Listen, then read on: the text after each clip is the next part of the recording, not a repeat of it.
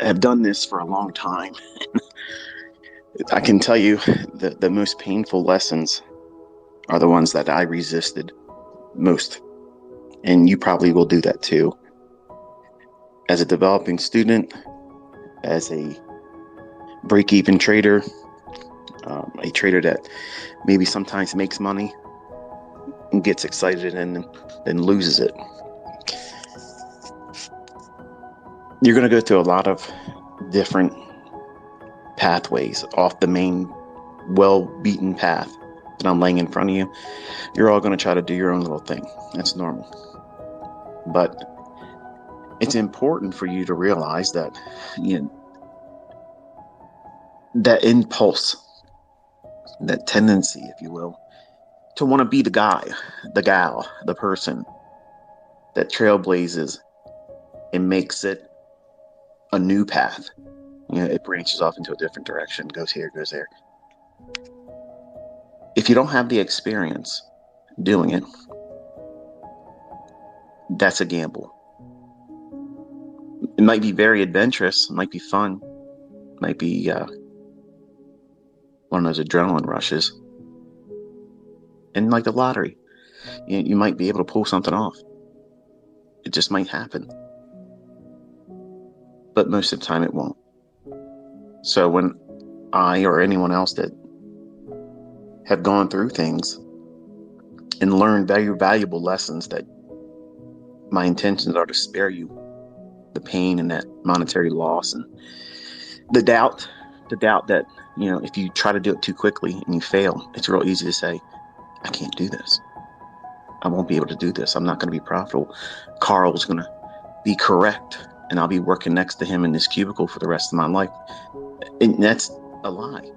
That's something that you're inviting to be your reality, but it isn't really your reality. It's just a result. It's a result of you doing the incorrect things and trying to skip over the necessary lessons. And I'm going to talk a little bit about what I observed with my son when he was trying to do the Top Step combine. And talking to him, listening to his reasons for what he was trying to do and what he was wanting to overcome and what was the feelings afterwards. And I'm going to tell you what I counseled him to try to focus on and how to get over that. Because now he has that scar tissue, that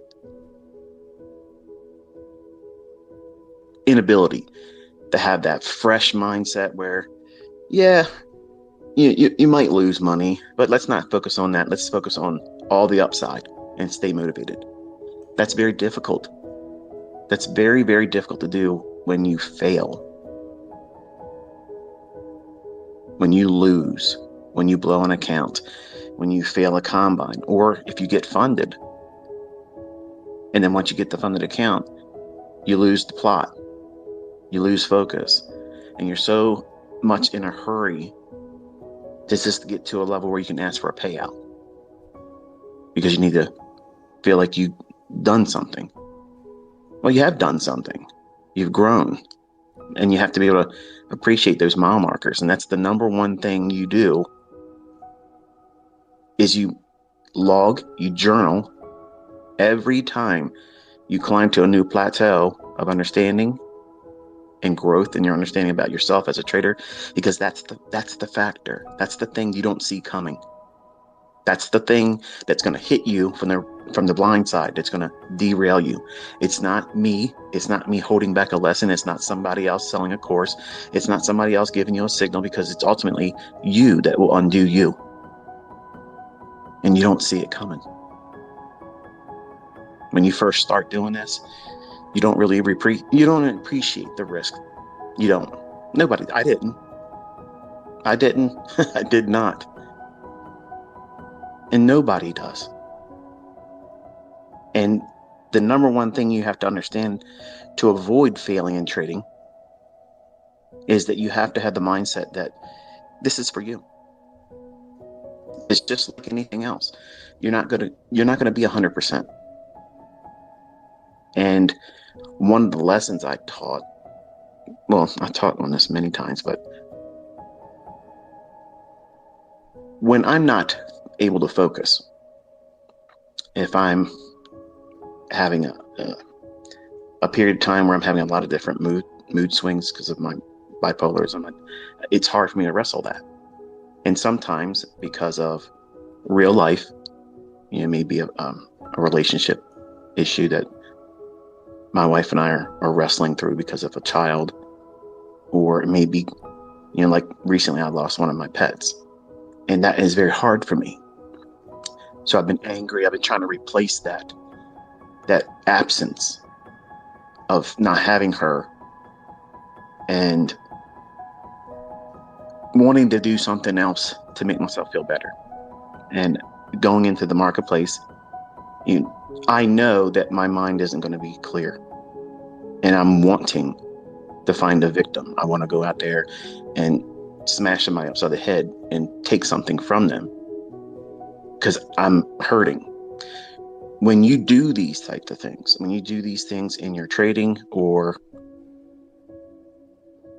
trying to pass combines, trying to push your funded account because maybe you're angry about missing an opportunity, or you're angry because you took a loss and you regret it because you knew in the back of your mind that conscience was telling you, don't push the button.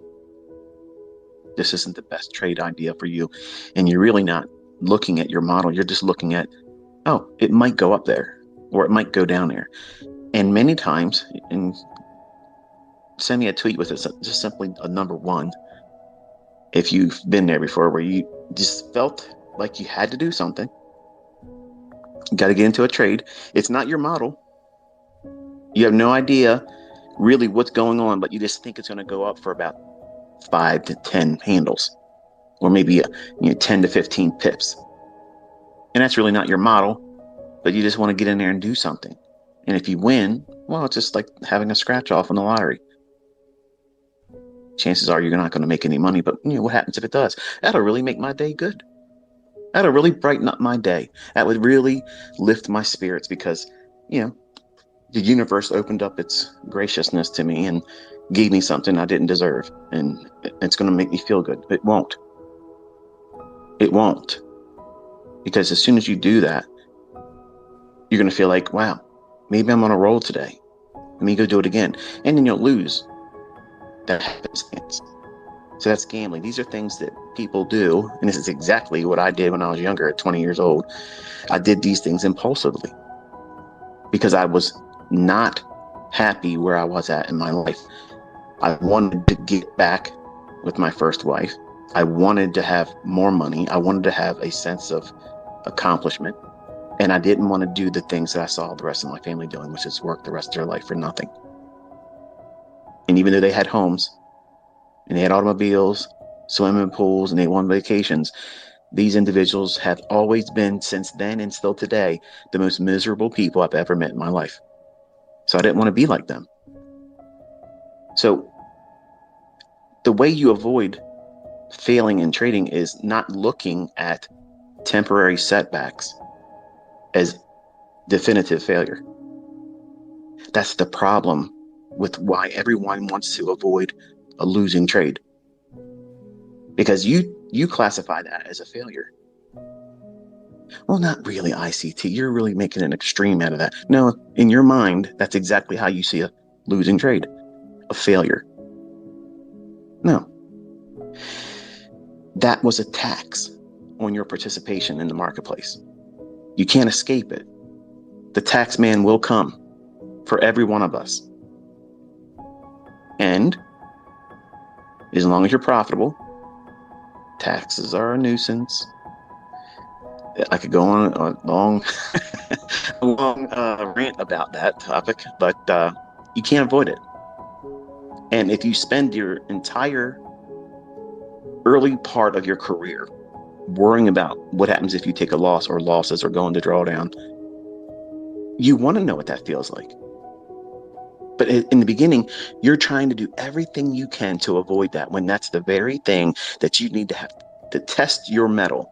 You need to figure out who you are as a trader in that environment, because that is the battlefield. That's where it all happens, folks. The people that succeed and keep going and make more money and are consistently profitable over a long period of time. Not, let me just get a payout.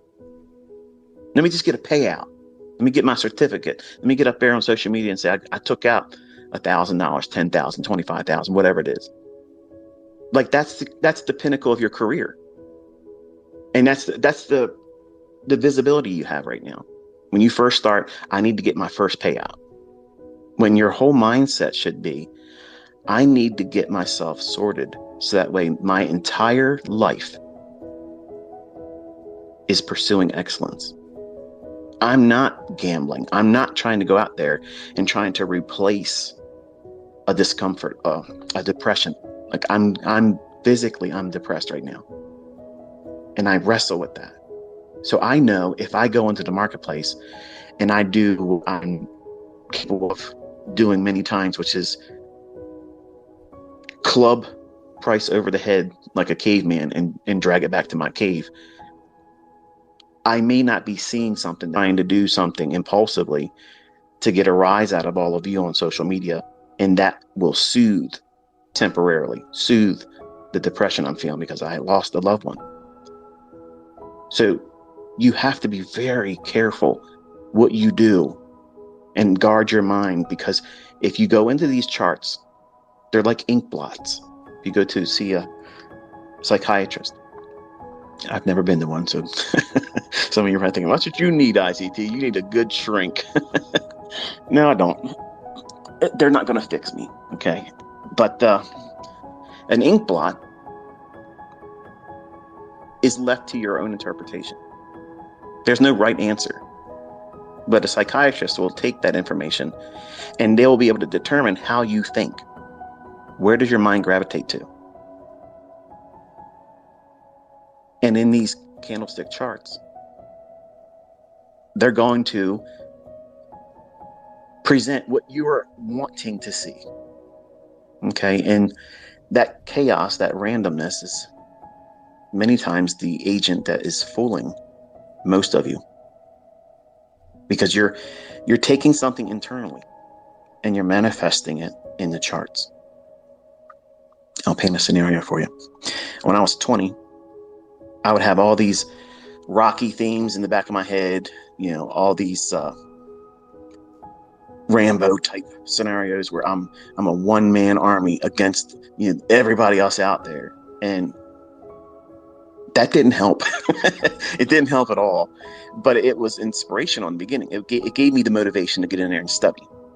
And eventually I found out what I was supposed to be doing. But there's no sugarcoating it.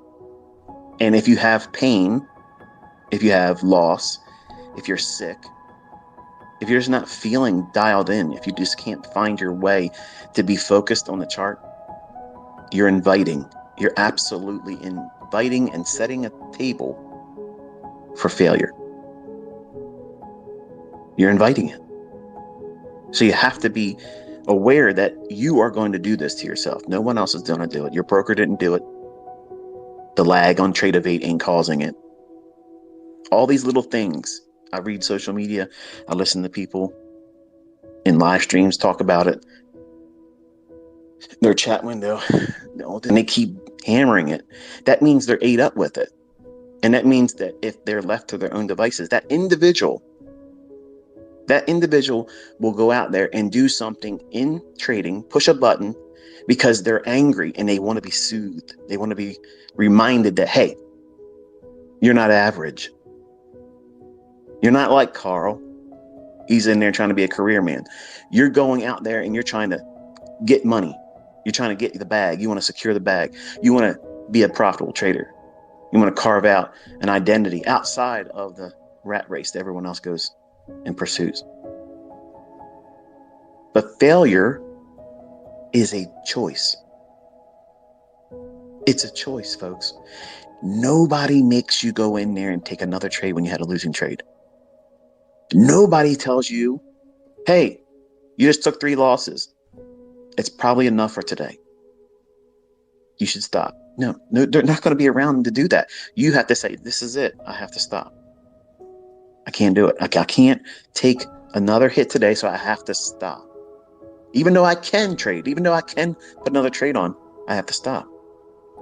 Because what I'm doing, I'm getting more emotional about the results. Whereas my lectures and when I'm teaching and talking to you, the psychological elements, the tug of war aspect of being right and wrong, and both of them are toxic.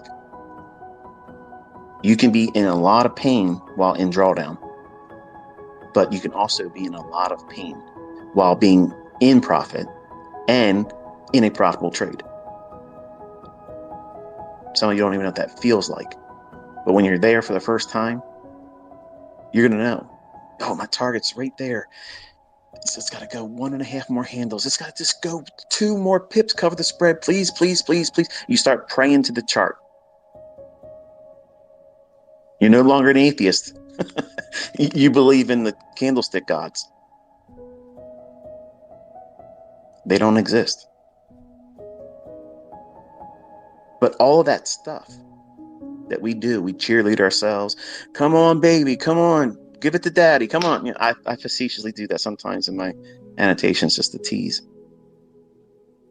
But as soon as you start looking at things like that, you're inviting emotions, and emotions are going to weigh heavily on what you do in the future.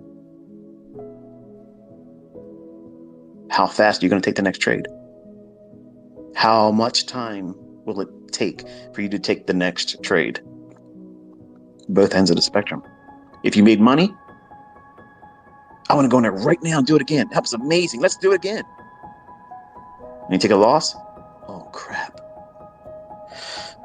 Well, I see this setup here. This is the one I should have took, but I'm not going to touch it right now. And it runs. Goes right to where you thought it was going to be. And now you're regretting it. You took a loss, real. Then you saw something.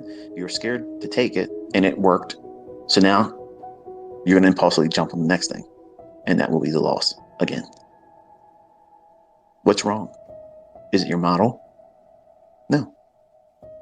It's you, the operator. You have to have a way, and it's not easy, folks. I'm not saying it is. But you have to constantly remind yourself that you are the only control mechanism. Every account out there that you open up, whether it be a demo, a combine, or a live account, all of them are controlled ultimately by you. No one forces you to put a trade on, and no one keeps you from taking a trade. Fear and greed are the drivers in this game. And these are the kind of discussions that I get most people to say, well, you know, this isn't worth listening to. And these are the same people that'll be around on social media 2 years from now. And if they were asked point blank and they were honest, are you making money trading? They're not. And they have no idea what they're doing. They haven't even pursued one approach or anything. But they want to use social media just like a trader will use the charts and trading to replace whatever, to fill that void. Anger, breaking up with a person in a relationship, losing someone, getting fired. You're angry, you're charged up, and you want to remind yourself that you're human, that you're alive. This isn't the end of the road. I want to have something else to focus on besides this. Please give me something to distract myself. Well, a winning trade, that's the best thing to distract you, isn't it? It's not. I'm promising you this now. Even if you get it right and you make money, you won't be satisfied. You'll do it again. Now, let's segue over to how my son was handling himself. He asked his older brother if he could use a combine because he didn't realize he could do it himself. So Caleb let him, and he went through like 7 of them. Fail, fail, fail, fail, fail. Just doesn't know how to trade. He never really learned how to trade. He's just recently this year sat down and said, look, you know, I want to do it. Okay, great. But he wanted it to be like video games. Get in there and it's just easy. And he realizes that there is a cause and effect. That even though you might be on these live Xbox, games where you're playing with other people and you can hear them talking to you and they can talk smack to you or whatever, you're by yourself here. You're in your room all by yourself. There's no echo. There's no one heckling you. It's just you. And when you don't do things correctly, you see the instant feedback that you are not correct. As a young man, used to doing well in the things that he does. Well, I'm going to do it harder next time. I'm going to go in there and do it more and do it more and do it more. And each time, fail, fail, fail. Now, mind you, he doesn't know how to trade. He has no idea what he's doing yet. But he wants to go out there and say, look, I can even do this, Dad. Look at this. It's just like a video game, wanting to prove me wrong. My oldest son tried to do something with crypto. Didn't work. You can talk yourself into, as a young man, you can talk yourself into thinking you can do a whole lot more than you really can. And again, I go back to, this is the reason why females are better traders. Gentlemen, you're bigger risk takers. And that bigger risk taking aspect that males usually have, because it's all about measuring up. I never look at over leveraged trades and whatever bankroll that comes from that is intermittent success. That to me is absolutely bullshit. That's the equivalent to someone to go out to casinos, pull down the arm of what's called a jackpot. I can never remember the name of these damn things. It's right on to my tongue, but you know what I'm talking about. It's equivalent to any of that, gambling, and you win. Where's the skill in that? Anybody that would have had an over leveraged trade in that circumstance and they're correct, oh great, that doesn't mean that you're a good trader. Females, and my best student is a woman, this person and everyone like her, they're not out there trying, and you all want to know who she is, and she's not interested in talking to you. She's just living her life, doing what she wants to do, and she's extremely private. But she's never one time said, hey, Michael, check this out. Boom, look at that. Never, not one time. I had to ask her. I had to. And I felt uncomfortable asking her, can you show me what you've been doing? And she was modest about it.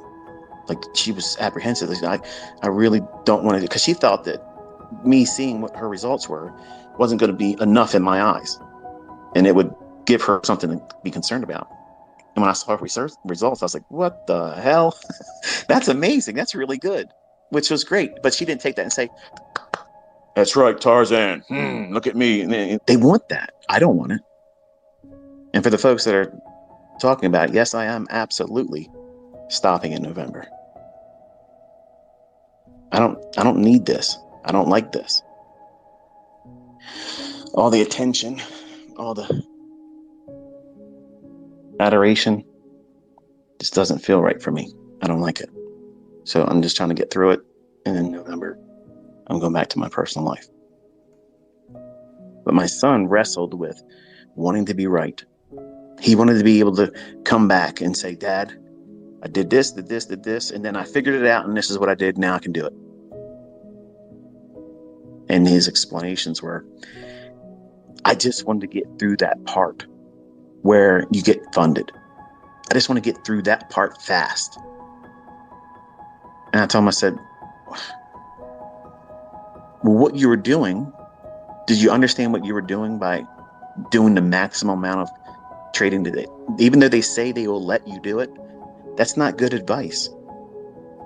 That's like a drug dealer, saying, hey, look, I got some weed for you, but if you really want to go high, got some coke. Hello? To left to their own devices, someone that's really on the edge of just wanting to do the most extreme thing, they're going to do the most extreme thing. And that's not helping that person. Okay. That's not a help. That's not someone out there. That's not a company saying, we want to help you make money. So here, trade 15 contracts. You can only really lose $3,000, but hell, try 15 contracts. We're your friend. We're looking out for you. No, you're not. The statistics will absolutely guarantee that that person is going to do that stuff. They're going to touch the thing they're not supposed to touch. They're going to walk in, like me. Sign on grass says don't walk on the grass. Well, I'm moonwalking on it.